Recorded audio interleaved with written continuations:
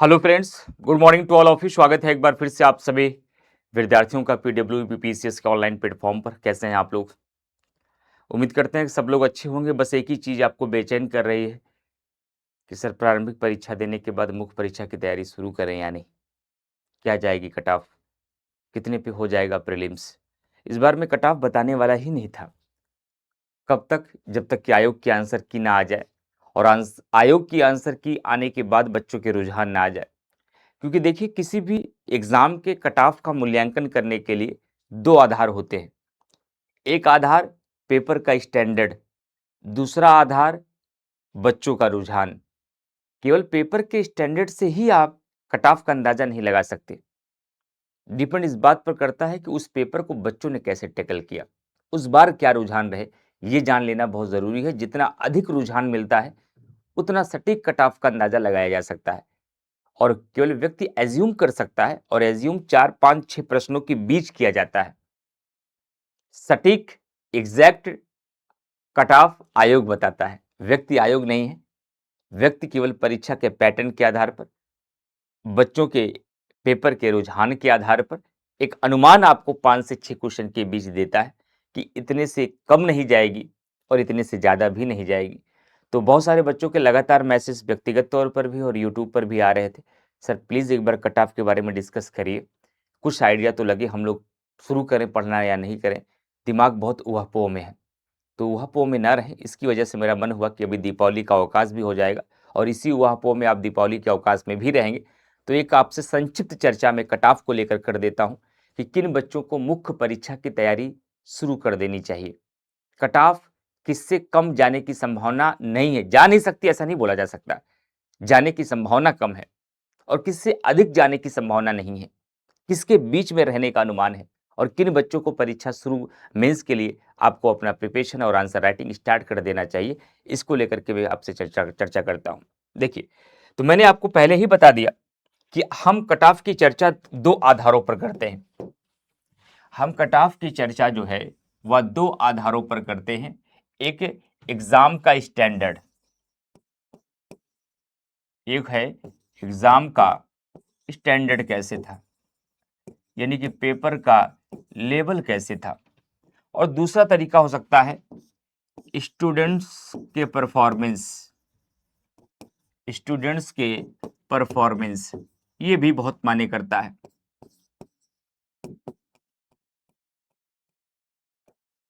किसी भी व्यक्ति के द्वारा, या शिक्षक हो या कोई भी और आपके सीनियर मेंटोर है, उनके द्वारा पेपर देखकर ये बताना कि पेपर कैसा है, और बच्चों के द्वारा एग्जामिनेशन हॉल में एग्जामिनेशन प्रेशर के बीच, जटिल विकल्पों के बीच उत्तर को सही लगा देना, वो दूसरी बात होती है।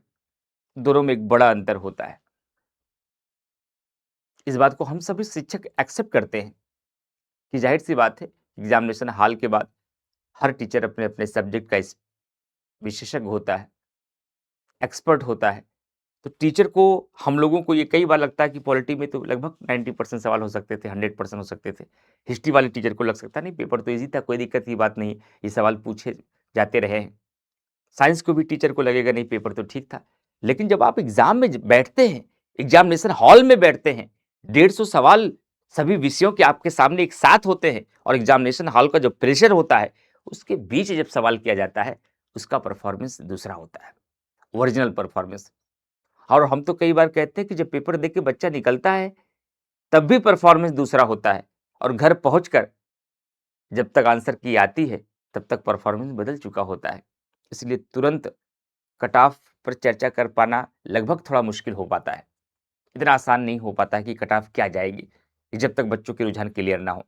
लेकिन अगर इन दो ग्राउंड्स पर हम चर्चा करें, इन दो आधारों पर हम चर्चा करें, एग्जाम का स्टैंडर्ड क्या रहा, तो एग्जाम के स्टैंडर्ड को लेकर के 3 शब्द चलते हैं। 3 शब्द चलते हैं कि कैसा पेपर रहा।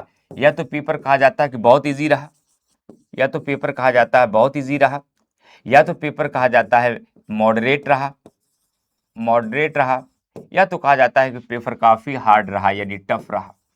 इन तीनों शब्द का ही प्रयोग किया जाता है पेपर को लेकर के। लेकिन हम 2025 के पेपर को क्या बताएं? हम इजी बताएं, या मॉडरेट बताएं, या हार्ड बताएं? अगर हमारे विवेक से बात किया जाए, सबके अलग अलग अनुमान हो सकते हैं, लेकिन जो अब तक मैंने पूरे 150 प्रश्नों को कई बार देखा, पढ़ा, समझा और जाना, उसमें जो महसूस हुआ, तो हम ये कह सकते हैं कि पेपर में लगभग आपके 20 से 25% हिस्सा इजी था, और ये भी कह सकते हैं हम 30 से 40% हिस्सा मॉडरेट था, और फिर लास्ट में हम ये भी कह सकते हैं 20 से 25% हिस्सा हार्ड था। यानी कि पेपर का अनुमान अगर लगाया जाए, ये तीनों का संयोजन था। न पेपर बहुत इजी था, न पेपर बहुत मॉडरेट ही था, न पेपर बहुत टफ ही था, पेपर इजी भी था, पेपर मॉडरेट भी था, पेपर टफ भी था। इन तीनों का संयोजन था पेपर इस बार। क्यों? क्योंकि पेपर में हमारे इस बार बेसिक्स पूछे गए, हर सब्जेक्ट के बेसिक्स पूछे गए। पेपर में इस बार स्टैटिक जीके पूछे गए। पेपर में इस बार जनरल नॉलेज जिसको आप कहते हैं वो भी पूछे गए, लेकिन पेपर में कॉन्सेप्ट भी पूछे गए। कॉन्सेप्ट भी पूछे गए, पेपर में अवधारणा भी पूछी गई, और जो सबसे ज्यादा पेपर को टफ बनाने का काम किया है वो था, पेपर इस बार का क्या था, थोड़ा सा लेंदी था। विकल्प में जो इस बार बदलाव हुए हैं, विकल्प में जो इस बार बदलाव हुए हैं, ये सबसे ज्यादा बच्चों को परेशान किया है। इसी पेपर को यही स्टूडेंट का परीक्षा हॉल के बाहर 1 घंटे और दे दिए जाते, बगैर किसी मदद के करने होते, हर बच्चे के 5-7 सवाल बढ़ जाते, हर बच्चे का 5-7 सवाल बढ़ जाता। लेकिन ये पेपर इतना लेंदी का था कि फर्स्ट रीडिंग के बाद जब बच्चा सेकंड रीडिंग की तरफ इसमें आगे बढ़ा, तो अपना बेस्ट परफॉर्मेंस दे नहीं पाया वो, उसमें उसको दिक्कत आई, क्योंकि पढ़ने का अवसर नहीं मिला, इसलिए थोड़ा सा कट ऑफ उतनी नहीं भागी। ये कहा जा सकता है कि इसमें पेपर में भी रिपीटेशन था, ऐसा नहीं कह सकते। और आयोग का ये नेचर है भाई, हर बार वो किसी न किसी मात्रा में बदलाव करेगा, सेम पैटर्न नहीं रहेगा, एकदम सेम पैटर्न हर बार नहीं रहेगा, लेकिन 50% बातें सेम ही रहती हैं, चाहे वो रेशियो हो या क्वेश्चन का स्टैंडर्ड हो। तो अगर इस बात का मूल्यांकन किया जाए स्टैंडर्ड की बात पेपर, तो इजी भी था, मॉडरेट भी था और हार्ड भी था, लेकिन स्टूडेंट का परफॉर्मेंस क्या हुआ, तो स्टूडेंट का परफॉर्मेंस इसमें बहुत अच्छा भी नहीं हो पाया और बहुत खराब भी नहीं हुआ। परफॉर्मेंस को हम मॉडरेट मीडियम कहेंगे, हम इसको कहेंगे मीडियम रहा, परफॉर्मेंस मीडियम रहा। रीजन क्या था? विकल्प, विकल्पों की वजह से बच्चे बहुत परेशान हुए, पेपर की जटिलता और लेंदीपन के कारण बच्चे परेशान हुए। इस वजह से पेपर के तीनों संयोजन होने के बाद भी पेपर बहुत अच्छा भी नहीं किया जा सकता, बहुत खराब भी नहीं किया जा सकता, जबकि हम ये कह रहे हैं कि 2024 की तुलना में पेपर उतना टफ नहीं था जितना 24 में था, और उसमें 83-84 तक सिलेक्शन हुए, 83 तक जहां तक मैं जान रहा हूं बच्चों को। क्वेश्चन की बात कर रहा हूं, नंबर की बात नहीं। तो इस दो ग्राउंड के आधार पर हम विश्लेषण करने के बाद इस निष्कर्ष पे पहुंचे हैं कि हम एग्जैक्ट कट ऑफ की बात तो नहीं कर सकते कि यही होगी कुछ कि 86 क्वेश्चन पे हो जाएगा, क्योंकि हम तो आयोग है नहीं, लेकिन इतना अंदाजा जरूर लगाया जा सकता है कि जो बच्चे 85 प्लस हैं उनको प्रिपरेशन स्टार्ट कर देना चाहिए, उनको प्रिपरेशन स्टार्ट कर देना चाहिए। सर किसी भी कंडीशन में इससे कम नहीं हो सकता है, प्लस माइनस 1 या 2 हो सकता है। अच्छा, बाय द वे सर, जैसे समीक्षा अधिकारी में अचानक से कट ऑफ उछल गई, हो सकता है आयोग को कम से कम जितने सिलेक्शन करा रहे हैं उतने बच्चे मिल जाए, क्योंकि बहुत सारे बच्चे 100 प्लस भी मिल रहे हैं। 100 प्लस वाले 1000-2000 बच्चे मिल सकते हैं, 3000 मिल सकते हैं, इससे ज्यादा नहीं मिलेंगे आपको। 400-500 बच्चे, 120 भी मिल सकते हैं, ऐसा है बच्चे मार्केट में, लेकिन वो केवल 100-200 की संख्या में होते हैं, 300 की संख्या में होते हैं। इसका मतलब है कि बहुत मैक्सिमम, ये मिनिमम है, ये मिनिमम कट ऑफ है, इससे नीचे नहीं जाएगी। Minimum cut off 85 plus minus 1-2 हो सकता है, और मैक्सिमम कट ऑफ की अगर बात की जाए, मैक्सिमम कितना जा सकता है, इससे ज्यादा जा ही नहीं सकता है, तो 92 हो सकता है, प्लस माइनस 1 या 2 हो जाए, हो सकता है प्लस माइनस 1-2 हो जाए, लेकिन इससे ज्यादा तो जाने की संभावना बिल्कुल भी नहीं है।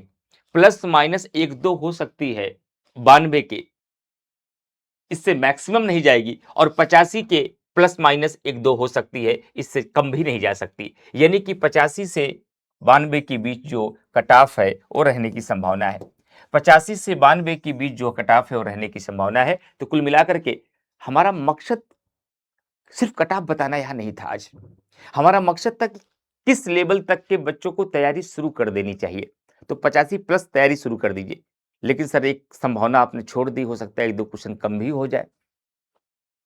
तो 1-2 क्वेश्चन कम वाले भी तैयारी अगर शुरू कर देंगे तो नुकसान किस बात का है? क्या 26 में नहीं देना है? अगर मेंस आपने पढ़ लिया तो 26 में नुकसान कर जाएगा। सच्चाई तो यही है कि 26 के लिए भी अभी से लिखना शुरू करेंगे, तभी 26 भी क्लियर होगा, वरना केवल मेंस में बैठेंगे क्लियर नहीं हो पाएगा। तो इसलिए आप लोग 85 प्लस वाले जितने भी विद्यार्थी हैं, पूरे मनोयोग के साथ अपनी मेंस की तैयारी आप शुरू करिए। सबसे पहला काम प्रीवियस ईयर 2018 से लेकर 24 तक के पेपर को उठाइए, लिखना शुरू करिए। अपने मेंस के सिलेबस को बगल रख लीजिए, उसके एक-एक हेडिंग का अध्ययन करिए और प्रीवियस ईयर क्वेश्चन से ऑब्जर्वेशन करिए और उसके माध्यम से अपनी प्रैक्टिस और अपने कंटेंट पे काम करना आप लोग शुरू कर दीजिए। बाकी इस कट ऑफ में थोड़ा बहुत परिवर्तन तब और देखने को मिल जाएगा जैसे ही आयोग की आंसर की आती है। आना तो कल परसों ही था लेकिन पता नहीं क्यों थोड़ा डिले हो गया। एक आध दिन में आयोग की आंसर की आ जाएगी, तब इसमें और क्लियरिटी आ जाएगी। जो अभी हम लोग 5-7 क्वेश्चन के बीच लैग कर रहे हैं कि इस 5-7 क्वेश्चन के बीच में ही कट ऑफ हो सकती है। अब एग्जैक्ट कट ऑफ कैसे बता दें? 87 क्वेश्चन हो जाएगा, 88 होगा या 90 क्वेश्चन होगा, तब तो वो आयोग ही हो जाएंगे ना। ये केवल अनुमान लगाया जा सकता है, इसलिए आप लोग 85 से 92 के बीच कट ऑफ रहेगी। 85 प्लस वाले चाहे जनरल हैं, बीसी हैं, ईडब्ल्यूएस है, एससी है, एसटी है, आप अपनी प्रिपरेशन स्टार्ट करिए। एससी एसटी वाले फिलहाल आप, क्योंकि हम कैटेगराइज नहीं कर सकते, एक जनरल कट ऑफ की हम केवल चर्चा कर सकते हैं। तो एससी एसटी वाले हालांकि 80 के ऊपर भी अपनी तैयारी शुरू कर सकते हैं। ठीक है, तो दीपावली के लिए आपको एडवांस में मुबारकबाद और शुभकामनाएं। आपको भी, पूरे देशवासियों को, पूरे आपके परिवार को, आपके पिताजी, आपकी माताजी, आपके पूरे परिवारजनों को एडवांस में हैप्पी दिवाली, ढेर सारी मुबारकबाद। इस दिवाली के त्यौहार को खूब एंजॉय करिए, परिवार के साथ रहिए, खुशियाँ मनाइए और एक साथ एक दूसरे के साथ उठिए बैठिए, लेकिन सावधानी पूर्वक, कोई दुर्घटना ना हो, कोई घटना ना हो। अच्छे से आप एंजॉय करिए, 1-2 दिन कूल रहिए, फैमिली के साथ रहिए और उसके बाद नए सिरे से अपना काम आप प्रारंभ करिए। लेकिन उसके पहले केवल एक ही काम आप कर सकते हैं कि कम से कम 18 से 24 के मेंस के सवालों को जीएस पेपर 1 से लेकर 6 तक न लिखो तो कम से कम 5 बार पढ़ डालो। 5 बार प्रत्येक प्रश्न और उसके उत्तर को पढ़िए, आधा अंदाजा वैसे लग जाएगा कि अब हमें मुख्य परीक्षा में क्या करना है। Thank you very much to all of you. उम्मीद करते हैं इससे कुछ एक आइडिया आपको लग गया होगा, जिसके माध्यम से आप लोग मुख्य परीक्षा की तैयारी जो बच्चा शुरू करना चाहता है, जिनके 85 प्लस हैं, वो कर सकते हैं। ठीक है, बाकी आयोग की आंसर की आएगी तो थोड़ा बहुत इसके रुझान और क्लियर हो जाएंगे। Thank you very much to all of you.